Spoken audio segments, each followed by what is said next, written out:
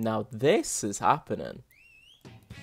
I said in my Sonic Adventure video that it was a very mixed finished product. I can't say the same about Adventure 2.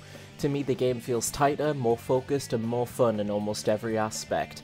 Is part of this based on personal bias because I've been playing this game since I was like 6? Maybe. Is it just a good game? Maybe. Let's take a look. I'll be going through this game's hero story and levels first, and then going to have a look at the dark story, talking about aspects of the game as a whole before capping off with the last story and my final thoughts.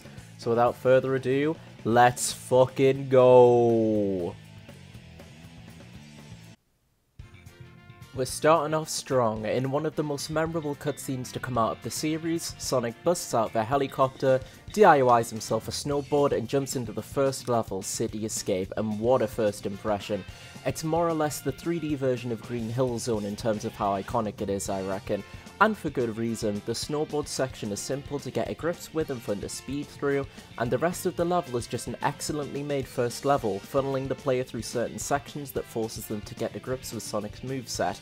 But if you're not feeling adventurous, the Omachows scattered throughout the level will outright tell you the controls, but if you know what you're doing, you can completely ignore them. A tutorial done right, I would say. Not content with chasing Sonic down with a big fuck-off truck, the government sends in a goddamn mech that Sonic can take down in less than a minute. Man, that's just embarrassing.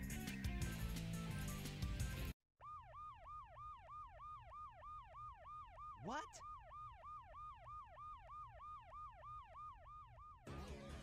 I'm making fucking mac and cheese, and nobody can stop! Off in the desert, Knuckles is getting choked by a titty bat. The dream. Knuckles' first stage is Wild Canyon, carrying on from the emerald hunting gameplay we've seen in Sonic Adventure 1, and again we're on a good first impression. The stage is pretty compact and designed very well to complement Knuckles' unique way of exploring. Good stuff. Smash cut to Prison Island where Sonic is being held captive. Tails comes to break his butt out of jail. Now there's been a bit of a trend so far if you haven't noticed. Both Sonic and Knuckles' gameplay style have created really good first impressions. And what does Tails do? He breaks the trend. In fact, not only does he break the trend, he makes his own, that being his levels tend to be really tedious to get through. Oh, and that laser sound effect.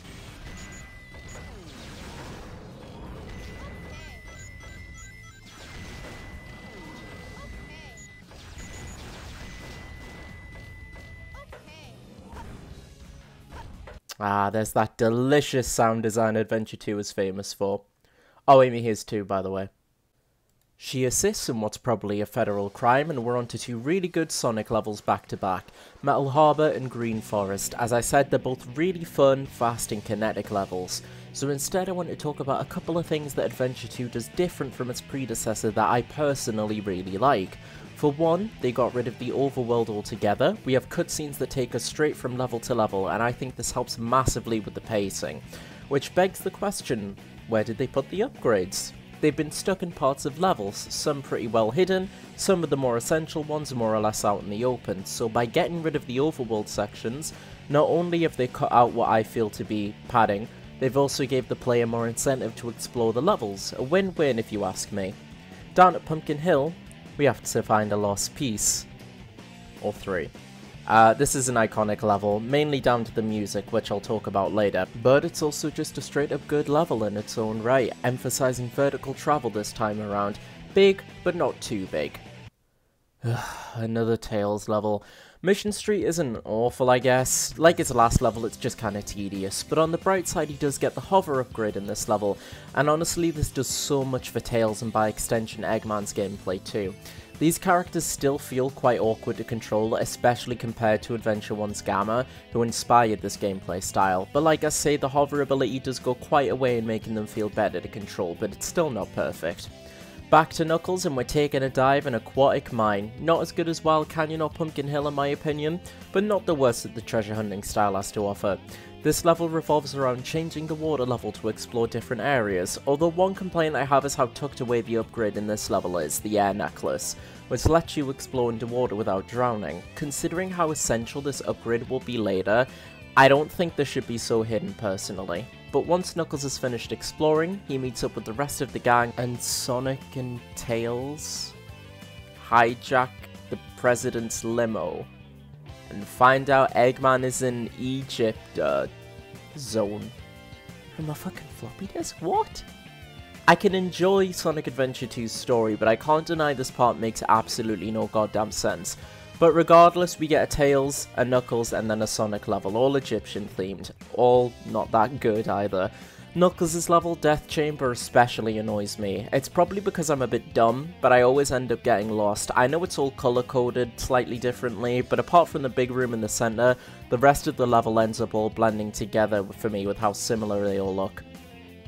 I have next to nothing to say about Hidden Base. It exists, there you go. But Pyramid Cave is kind of fun. It's where we get the bounce bracelet, and it's probably my favourite upgrade Sonic gets in this game. Letting you bounce in a ball to jump higher, and it's another way to take down enemies. Helps to keep the momentum high in Sonic's levels, so it's a pretty good power-up, all things considered. On the bright side, we get two pretty good boss fights in the pyramids, King Boom Boo and the Egg Golem, and they do what I personally really like in a boss fight. They have clear telegraphs in terms of when their attacks are and when you can counter-attack, but if you're good enough, you can hit them more than once and get the fight finished faster. A big step up them actually mentioning bosses, considering pretty much every boss apart from Perfect Chaos was so underwhelming in Adventure 1. Anyway, we're up in space now.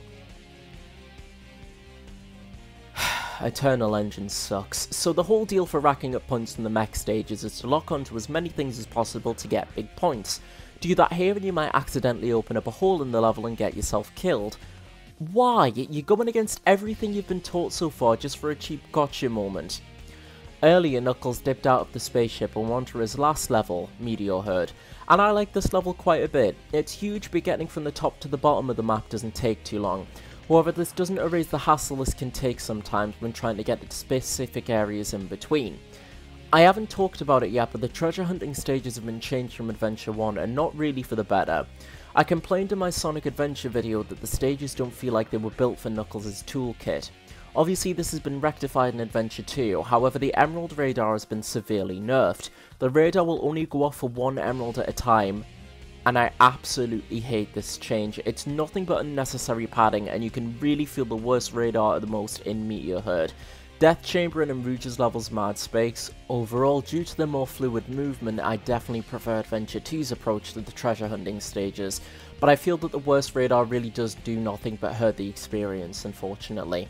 The next stage is Sonic's Crazy Gadget, and sadly this is probably Sonic's worst level in the game. It's not downright awful, but the gravity shifting mechanic feels really buggy. Both the mechanic itself and controlling Sonic when it's active feels really unruly in my opinion. Sonic gets back to the main section of the space colony, Eggman has a gun, and outplays them by making them say that the emerald Sonic has is a fake. We get our character boss fight with Eggman, but this is a scene I personally really like. Tails doesn't really let what he thinks is Sonic's death take away from the matter at hand. I really buy that he's avenging his best bud and taking matters into his own hands. A really nice change of pace considering Sega's recent output with this character. The actual fight, on the other hand, I hate. The mech character's special moves are either homing rockets that I find really hard to avoid, or a giant laser that you have to know beforehand is coming in order to dodge it. A real shame considering the fight with Rouge just beforehand was pretty alright, but it is what it is. Oh, and Sonic isn't dead, by the way. He figured out how to use Chaos Control and warp back onto the Ark, and I really hate how this was pulled off. I think Sonic learning Chaos Control works fine. He's obviously used to them given Super Sonic is seen frequently in the games, but I think him doing it for the first time with a fake emerald is kind of an ass pull. However, Sonic living means we get to play one of my favourite stages in the game, Final Rush. It really puts everything you've learned through the game to the test here, with a huge emphasis on rail grinding. This mechanic was introduced in this game, and it's been a constant part of levels since City Escape. And even though it was potentially inspired by a tie-in with Soap, it fits Sonic's existing gameplay perfectly. And it's one of the only Sonic games where rail grinding actually works well. You hold the B button to build up speed, tilt the control stick to keep Sonic balanced and his speed up. Simple, but effective. Getting through Final Rush greets us with Shadow and he has no idea how accurate he was there. Shadow is the last boss of the game and it does fit, but the boss is kind of underwhelming. The most effective way to damage him is by flying through him with the light speed dash, but lining him up to get hit can prove to be a ball ache from time to time. But with Shadow beaten, that's the end of the hero story and time to move on to the dark story. As the name and icon implies, we're playing as the Naughty Boys this time. Eggman's storming into a military base to get his grandfather's top secret weapon, and it's an alright first stage. It doesn't overstay its welcome, so that's a plus for me. Beating it greets us with said top secret weapon. What do you think's in the capsule? Yeah. Weapons of. What do you think the weapon is? Big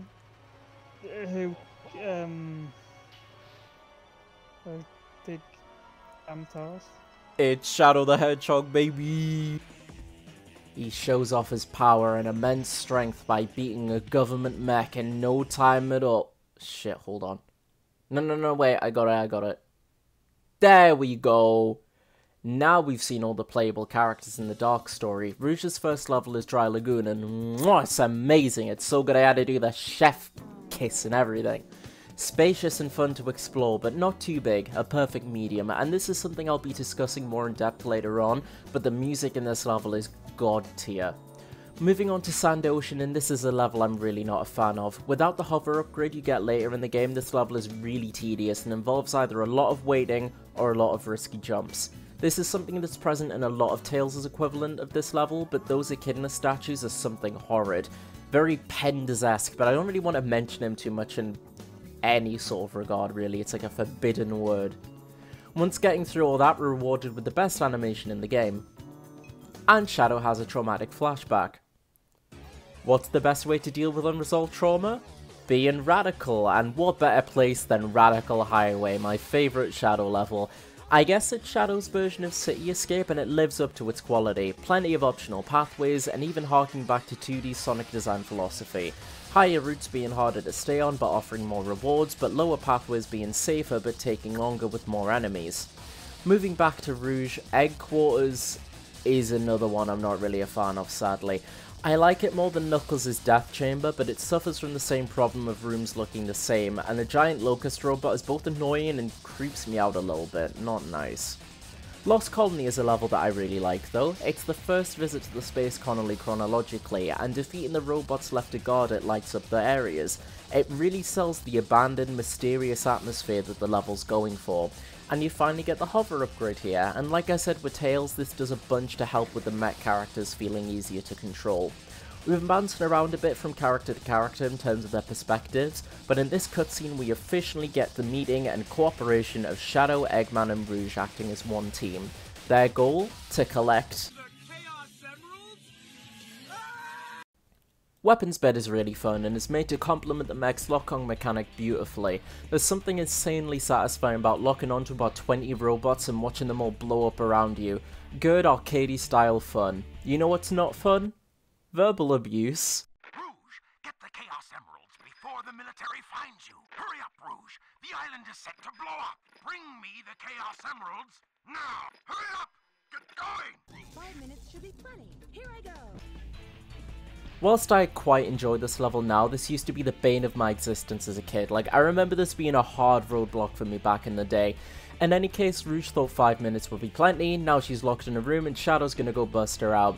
And so he's gotta run through White Jungle. Another banger of a level. It's fast, frantic, and the Vine gimmick helps to contribute to the level's sense of urgency. We clap Sonic and Shadow pretends like he doesn't care at all about Rouge, but she sees right through it, which is a fun little character interaction. It's not like I like you or anything. I was gonna say bagger. Eggman pisses on the moon and Rouge plays some Mario Kart. After those little distractions we get an actual level, Sky Rail, and as the name implies the big focus here is on level grinding. Wait. But put level grinding by accident in the script. This isn't a JRPG, it's a Dragon Quest. Ain't no SMT. I meant rail grinding. The rail grinding works pretty well. The level grinding doesn't, because this is a platformer. Anyway, the level's got lots of alternative paths. It's not my favourite admittedly, but it's pretty solid nonetheless. I've been skimming over quite a bit of the Dark story because, one, this video isn't really focused on the story in the first place, and two, a lot of the Dark story cutscenes play out more or less the same as the hero ones already discussed, but I do like how they mix things up from time to time. As an example, Sonic fights the Egg Golem boss before the cutscene of him going and kicking it, whereas in the Dark story he kicks it first, which causes it to malfunction and attack Eggman instead. It's a very small thing, but I really appreciate the little attention to detail to mix things up and make sense in different contexts. Mad Space.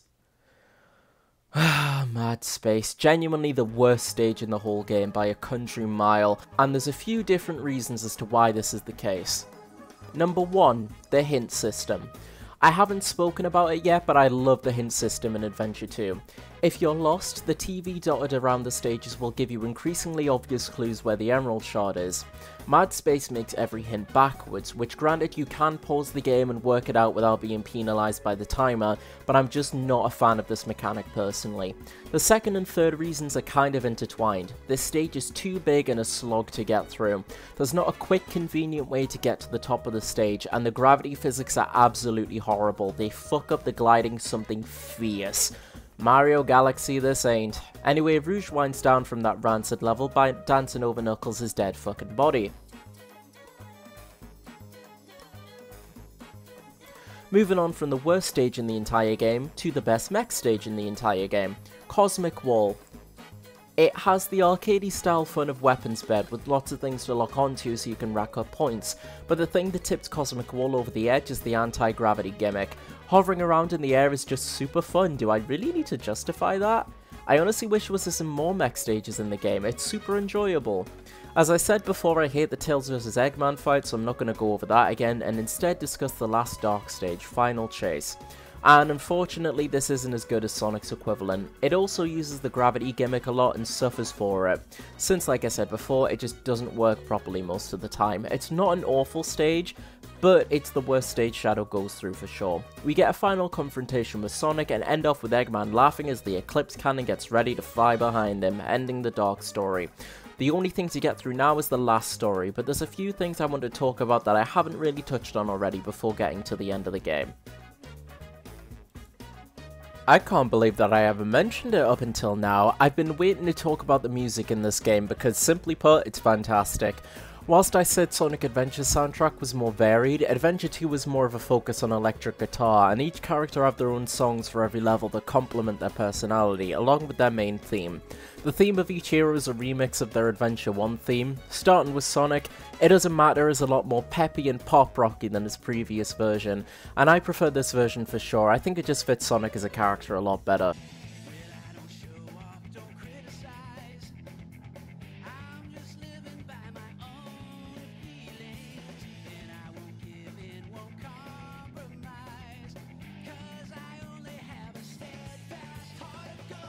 The same goes for all of Sonic's music. It's all peppy, upbeat, and fast-paced rock. My favourites being Metal Harbor,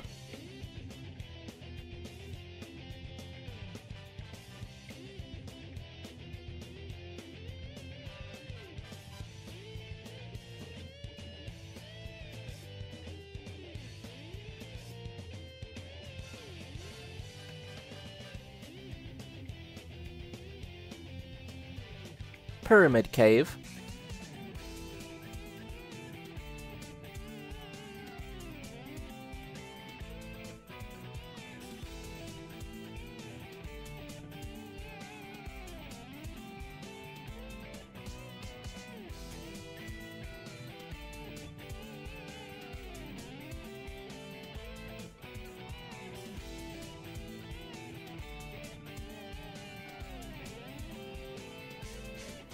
and of course, City Escape.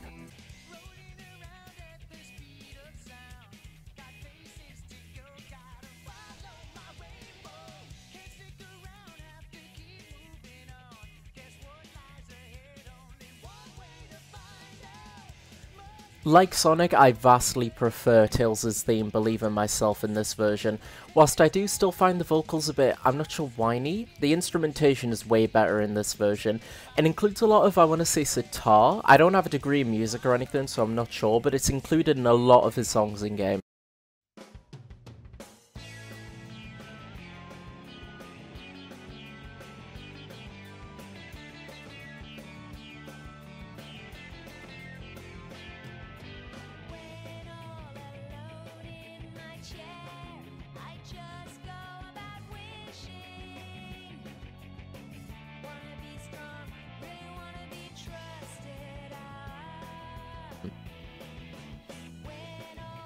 And I feel Tails' theme goes a bit underrated.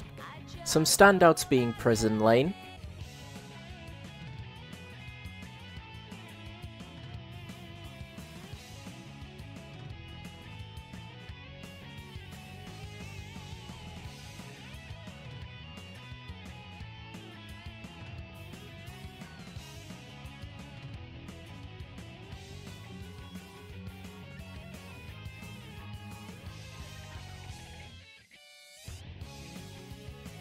and Eternal Engine.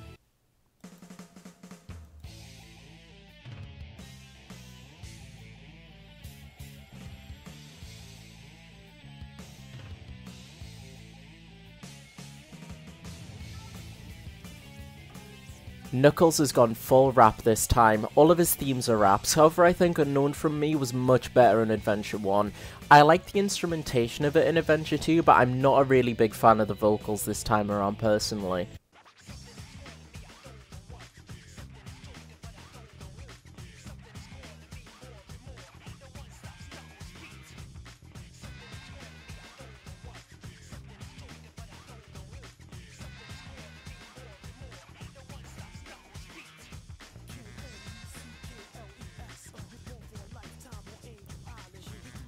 I can't pick standouts for the level themes though, they're all fantastic. Every one of them is written in Knuckles' perspective, which I adore.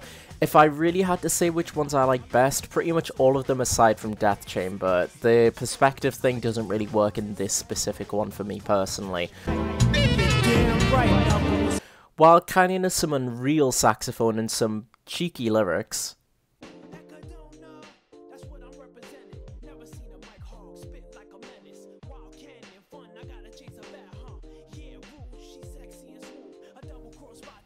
did he just say sexy? What? Meteor Herd is also a really fun song that fits the space setting really well.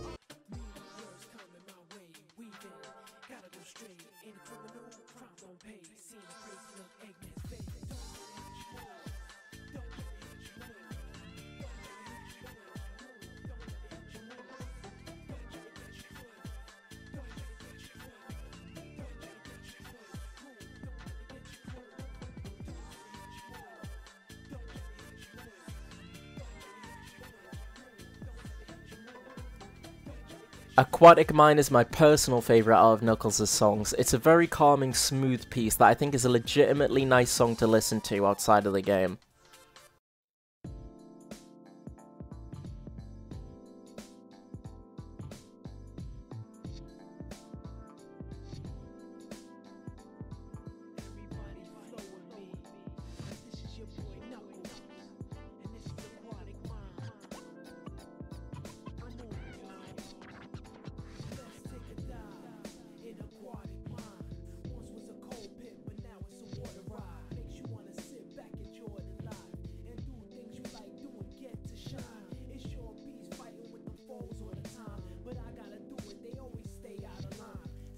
And of course, even though it's not my personal favourite, there's no way I wouldn't shout out Pumpkin Hill's theme. You already know it and why it's amazing, don't lie.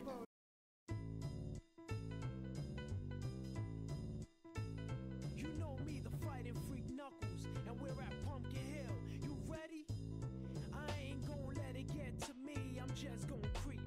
Down in Pumpkin Hill, I got to find my lost piece. I know that it's here, I can sense it in my feet. The great emerald's power allows me to feel. I can't see a thing, but it's so The villains all have their own level themes and songs as well, obviously, and Shadow's theme, Throw It All Away, doesn't really do it for me. It's very grungy and sinister, which fits him in this game, but it kind of just turns into noise for me.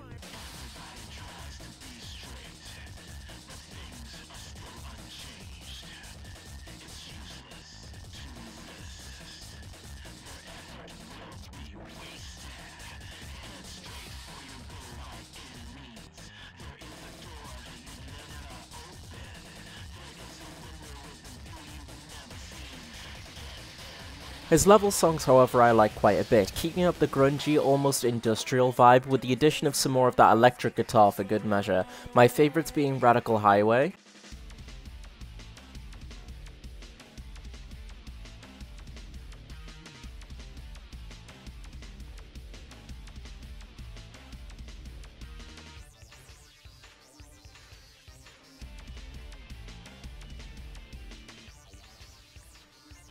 Skyrail,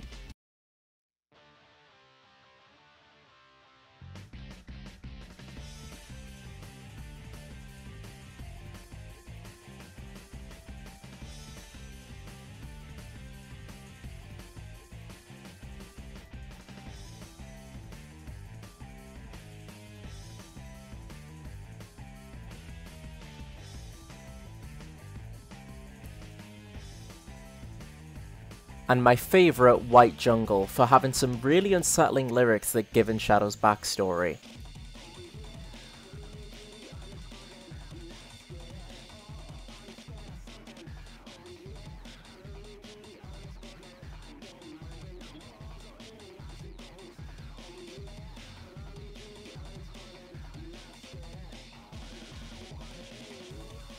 Eggman's theme, titled, well, Eggman, goes hard. Who gave Eggman permission to have such a banger of a theme is what I want to know.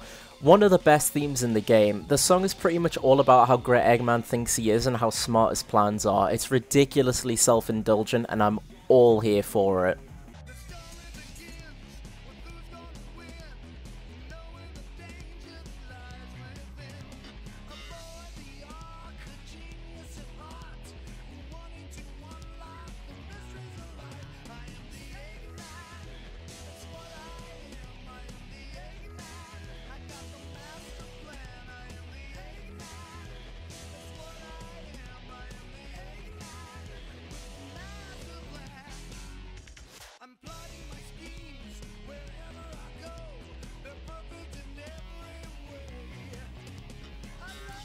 His level themes are pretty good as well, more of a slower pace type of rock with lots of robotic sounded pieces reflecting Eggman's love of machinery and how cold and calculating he can be.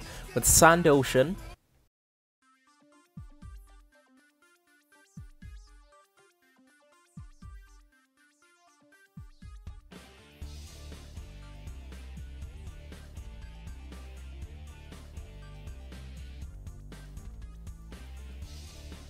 Lost Colony,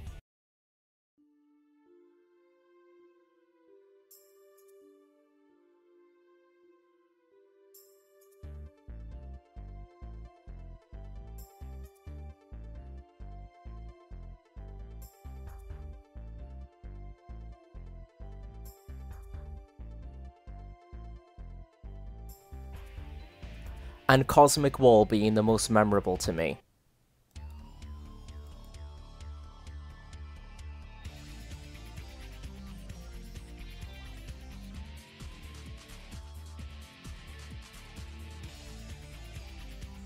I've been saving the best till last. Rouge's theme, Flying the Freedom, is this lovely jazzy tune all about Rouge's independence and devil-may-care attitude.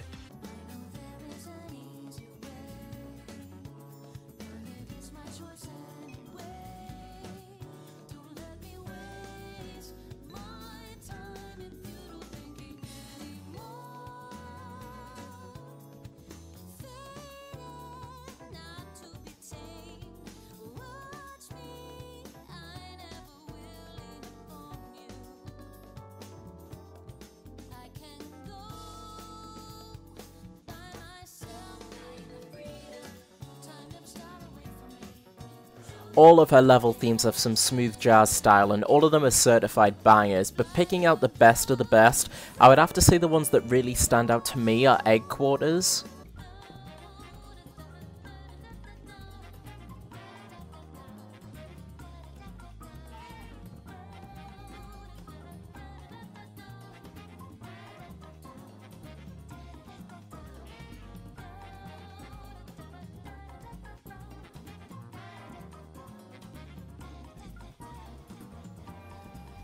Security Hall,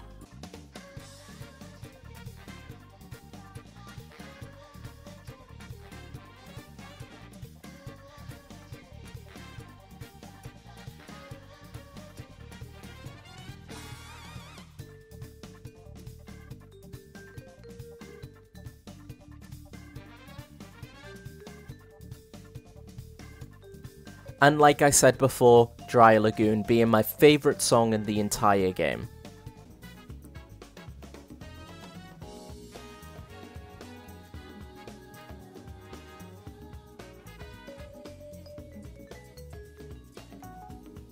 The game places a lot more emphasis on the story, even more so than Adventure 1, and by extension the voice acting and cutscenes are even more important than they were last time around, and it's a mixed bag. I believe the cutscenes were done with motion capture and can come across as awkward, with some animations making the characters look more like puppets than anything.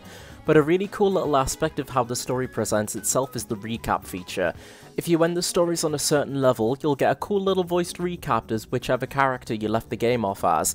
This was in Sonic Adventure, but they were only text, so the inclusion of these being voiced was a really sweet addition that games generally don't really do anymore, which is sad. I would love to see more stuff like this. Speaking of, the voice acting is better than Adventure 1, but the localization was infamously horrible, with things like important plot points being lost in translation, the most damaging being around Shadow's motivations, which I'll discuss further in the last story segment.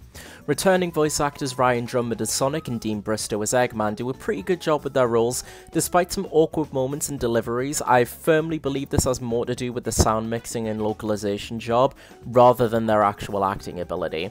Tails is a new voice actor this time around, and while I definitely prefer this voice to the Adventure 1 voice, it's still not really my favourite voice for the character.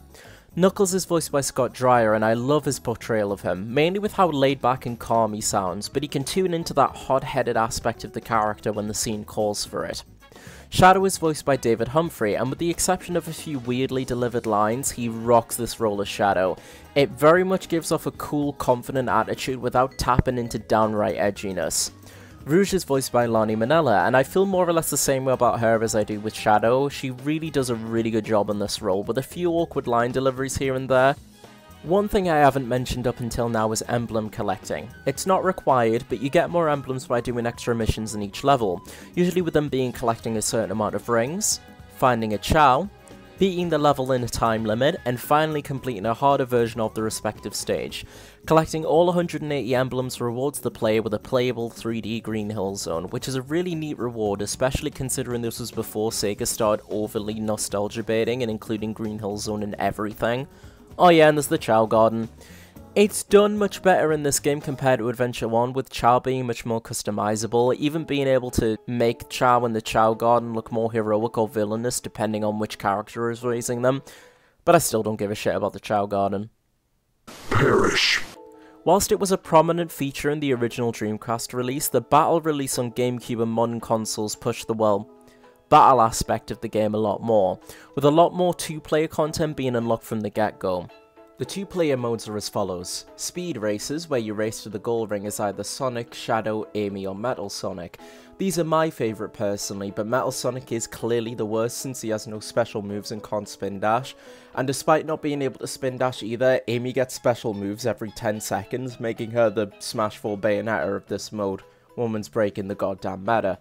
As a side note, I don't really like that you share checkpoints. I feel like it wouldn't be hard to say, make the checkpoint light up in the character's unique colour, as it's way too easy to cheat by killing yourself real quick so you can respawn closer to the other player.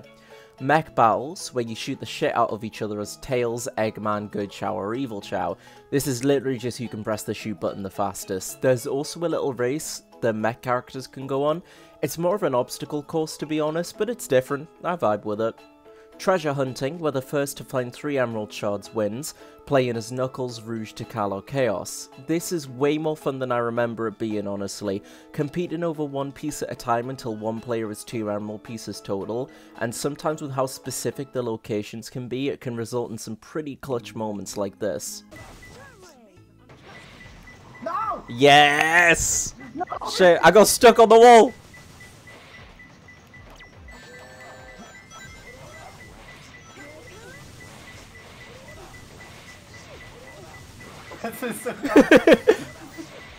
It's funny though.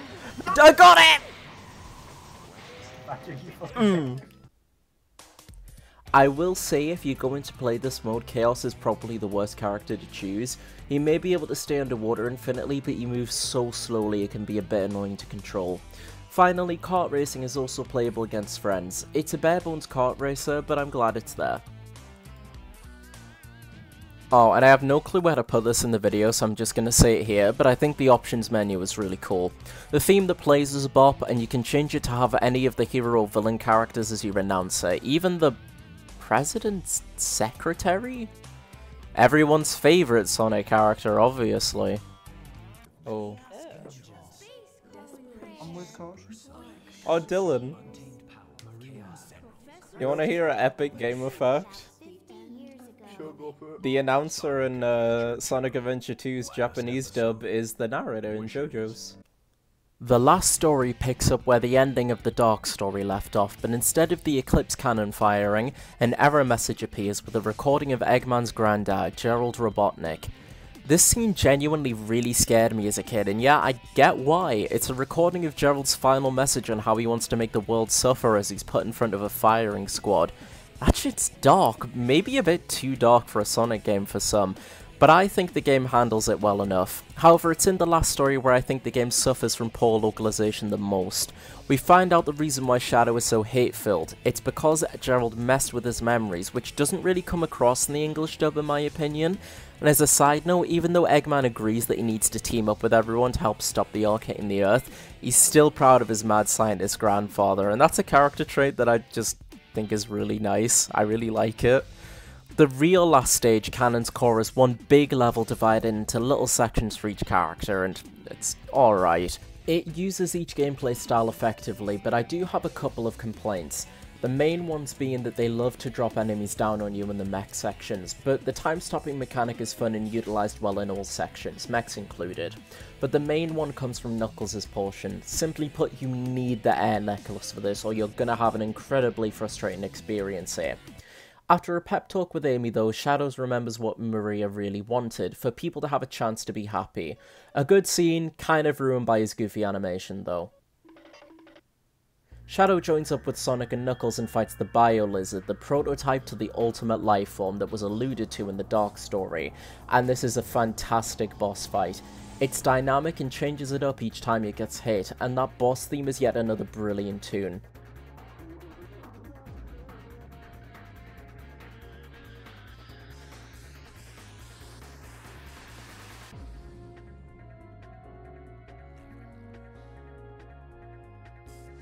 People often joke about how the ultimate life form can go from a giant lizard on life support to a 3-foot black hedgehog, but if you take a minute to think about it, it genuinely does make sense. The pillar behind him is clearly meant to replicate the shrine in the Master Emerald's in, so it's not a stretch to think that he knows about or saw the Chaos mural, and Gerald did his best to copy it, as seen with the artificial Chaos enemies scattered throughout the game. From this, Gerald could have seen the Supersonic mural from Sonic 3, and from this created Shadow. I don't think this is ever actually stated, but it's a fun theory to think about and makes a lot of sense to me anyway. I don't know what the yellow stuff under the Bio Lizard is though, the only idea I have is weird looking sand or piss. He doesn't believe it. Ugly bitch. Here is where the bad translation rears its ugly head. Bio Lizard teleports away and Shadow says, "Is that what Chaos controllers?" In Japanese, he says something akin to, "Was that Chaos Control?" meaning that he's surprised it can use it, but yeah, that's a reasonable reaction. Anyways, Sonic and Shadow give each other an uncomfortably long gaze before doing wank motions and turning into Super Sonic and Super Shadow. I love the fight against the final hazard, dodging its projectiles in order to hit the massive boils on its body until it dies, and with the main theme of the game, Live and Learn by Crush 40 blasting in the background, it really pumps you up and gives this fight an amazing sense of energy. One gripe I have about this fight, I have absolutely no clue how you switch between Sonic and Shadow. To this day, no fucking idea, it's a mystery to me. For this fight though, I personally always try to end it with Shadow. His voice line, "Here I come, you creep!" is delivered in such a passionate way, I just can't help but love it. After beating the final boss, the pair use Chaos Control to put the Ark back to its normal space, but it proves too much for Shadow, falling down to earth after seeing his promise to Maria fulfilled. Oh. And he should have stayed dead, honestly. But they brought him back. But he's dead now, let's just pretend. Let's have a minute. Imagine if someone had a minute's silence for Shadow the Hedgehog. The following cutscene is without a doubt my favourite in the whole game, and possibly my favourite scene in anything Sonic related. Everyone taking a moment to reflect on the events of the game and Shadow's death. I think it's also important to remember the scene in context of the original release of Sonic Adventure 2. This being quite possibly the last Sonic game was a very real possibility. In particular, Eggman's speech about his admiration for his grandfather and the very real shock he feels about his plan to wipe out the Earth. This would have been a really meaningful and heartfelt end to his character, I think, along with the rest of the cast. With an final goodbye to Shadow, the game ends on a shot of the Ark in space, along with this really nice piano piece that's been playing throughout the entire scene. So that was Sonic Adventure 2. Battle. If you couldn't tell, I think this is a major step up from Adventure 1. The controls are tighter, the game's more streamlined and focused on specific gameplay segments, resulting in more fun levels overall. With an even better soundtrack and a story I vastly prefer, this game is a childhood favourite of mine and one of my favourite Sonic games ever made. Whilst it does have its issues, I feel that said issues don't stop Sonic Adventure 2 from being an enjoyable gameplay experience worth revisiting all these years later.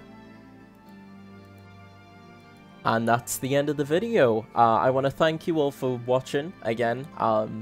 This has been a lot of fun to make. Go back and sort of play one of my favourite childhood games again. It's been really fun. I'm probably going to take a little break from Sonic videos for a while, mainly because I just feel a little bit burnt out on them right now, and I don't know how I'm going to record Sonic Heroes. I don't know whether I'm going to sort of maybe ask people for footage, or maybe get like a capture card for like my GameCube, or just play it on PC somehow. I'm really not sure, but either way I'm going to take a little bit of a break from Sonic for a while. I've been thinking of covering some other series. Obviously I'm still covering Souls games. The next video is going to be about sort of Dark Souls 1 and 2. But I'd like to know sort of what other people would like to see. There's a few game series I'm thinking of covering. Devil May Cry has been one I kind of want to cover for a while. Pokemon, that's one I've been thinking about for a while too. That is one I've been thinking about. SMT and Persona, those ones I've been thinking of covering. JoJo games as well, JoJo's Bizarre Adventure games. Those have been kind of the main ones I've been thinking, and Yakuza as well. I've been thinking of covering Yakuza because I've just finished all the Yakuza games quite recently. But I'm not exactly sure what I want to do yet, so if anyone has any ideas on game series they'd either like to see my opinions on, whether that's stuff I've mentioned or sort of series that people like personally, please reach out and tell me. I'd really like to know, and I'd really like to have those conversations. I think it'd be a lot of fun. But again, I want to thank you all for watching, and take care. Bye-bye.